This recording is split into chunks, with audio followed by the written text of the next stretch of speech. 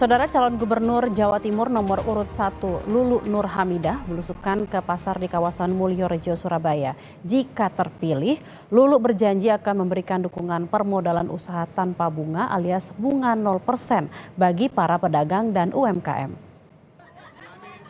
Lulu Nur Hamidah belusukan ke pasar Tempu Rejo dan pasar Yamuri di kota Surabaya Selasa pagi untuk memperkenalkan program kerja dukungan permodalan.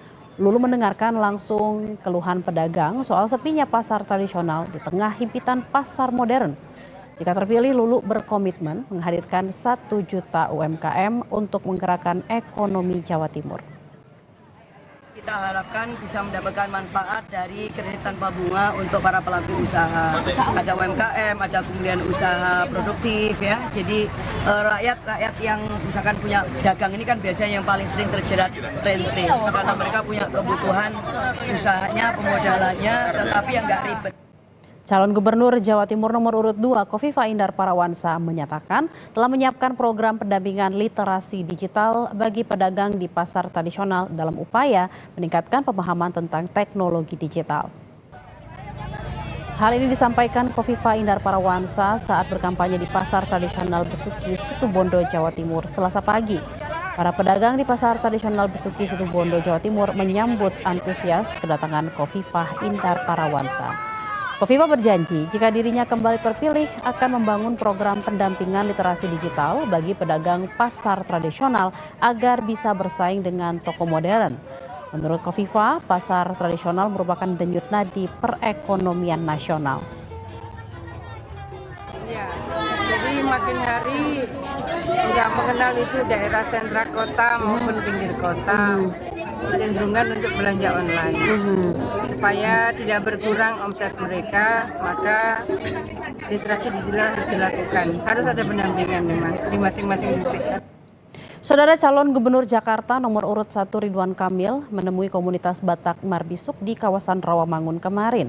Pasangan Ridho mendapatkan dukungan dari komunitas Batak ini untuk memenangkan pemilihan gubernur Jakarta nantinya. Pertemuan calon gubernur Jakarta nomor urut 1 Ridwan Kamil bersama komunitas Batak Marbisuk dilakukan di gedung KNPI Rawamangun Pulau Gadung, Jakarta Timur, Selasa siang. RK diberikan kain ulos sebagai simbol pemberian dukungan bagi komunitas Batak Marbisuk kepada pasangan Ridho. Pemberian dukungan kepada RK dilakukan karena selama menjabat sebagai gubernur Jawa Barat, warga Batak merasa tidak pernah merasa kesusahan.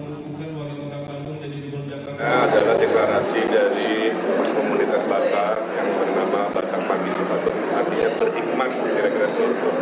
Jumlahnya sangat banyak karena memang Jakarta adalah pusat Indonesia.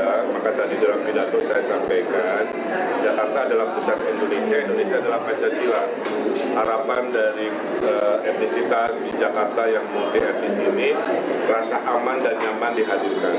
Nah, dukungan ini tidak berujung hanya deklarasi. Komunitas Batak Marbisuk ini akan mengajak seluruh tetangganya, keluarganya, baik secara online offline untuk mendukung Ridho menang 1 putaran.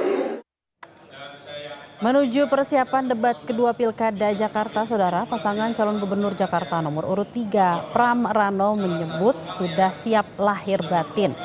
Hal itu disampaikan Pramono Anung saat ditemui dalam acara silaturahmi dengan para calon pemimpin Pilkada Jakarta yang digelar MUI di kawasan Jakarta Pusat Selasa siang. Untuk diketahui, debat kedua Pilkada Jakarta akan digelar KPU DKI Jakarta pada Minggu 27 Oktober 2024 di Eco-Vention Ancol, Jakarta Utara. Untuk debat selanjutnya, Mas Pram sama Bang Lul. Siap lahir batin, Mas Pram. Sekarang tinggal 1 bulan lagi, maka kami akan lebih intensif untuk turun pada kelompok-kelompok yang ada. Karena udah nggak ada waktu lagi lah untuk berleha-leha, ya. Kepulauan Seribu, Mas, ada aspirasi masyarakat tentang transportasi laut, bagaimana? Nanti kami sampaikan di debat ya, karena itu bagian dari debat. Informasi lainnya akan kami hadirkan usai jeda. Tetaplah bersama kami di Kompas Siang.